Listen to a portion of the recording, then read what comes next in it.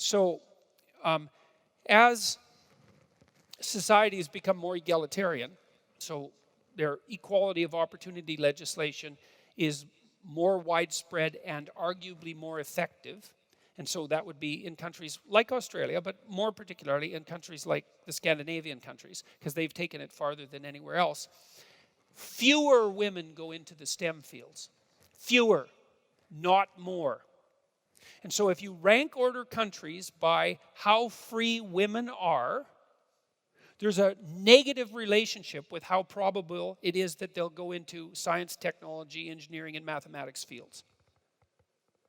Now, and the evidence for that is very, very strong, by the way. This isn't just a few casual studies. These are large-scale international studies with tens of thousands of participants, replicated multiple times by researchers who did not expect to find that nor want it. So it's reliable. Okay, so why? Well, there's a bunch of different theories. One is that the average IQ of men and women is the same, and that's quite clear.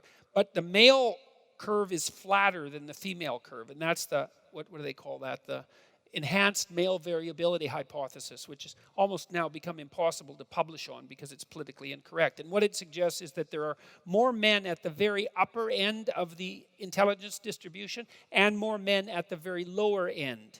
And that explains some things, like why there are far more boys, for example, who have learning disabilities than there are girls.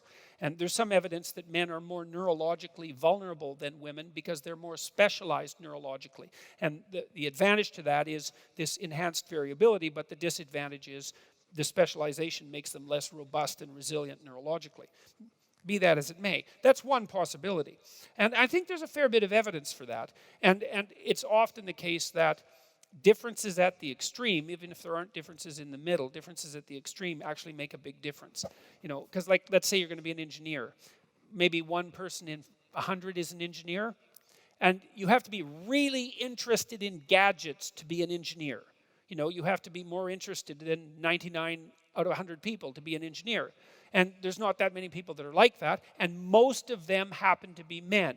Now, people have criticized the male variability hypothesis because they've looked at the performance of girls in mathematics in junior high school.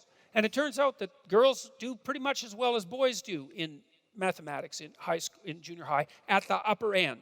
And so those would be the people you'd expect to go into the STEM fields, right? Because they have the, what would you call it? They have the intellectual ability for it. But what you see is that the women who have high mathematical ability also tend to have high verbal ability.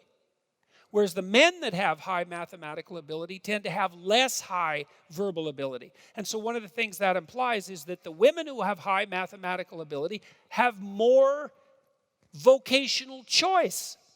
And so they're statistically less likely to go into the STEM fields.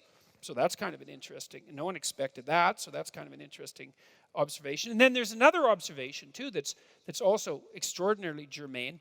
There's a variety of ways of looking at the psychological differences and similarities between men and women. And the first thing that you might want to know is that men and women are more similar than they are different on all the personality dimensions.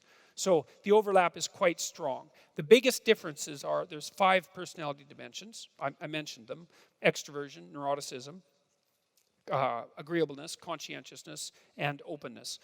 The biggest differences are in neuroticism. Women are higher in negative emotion, and that kicks in at puberty, because it's not the case for boys and girls.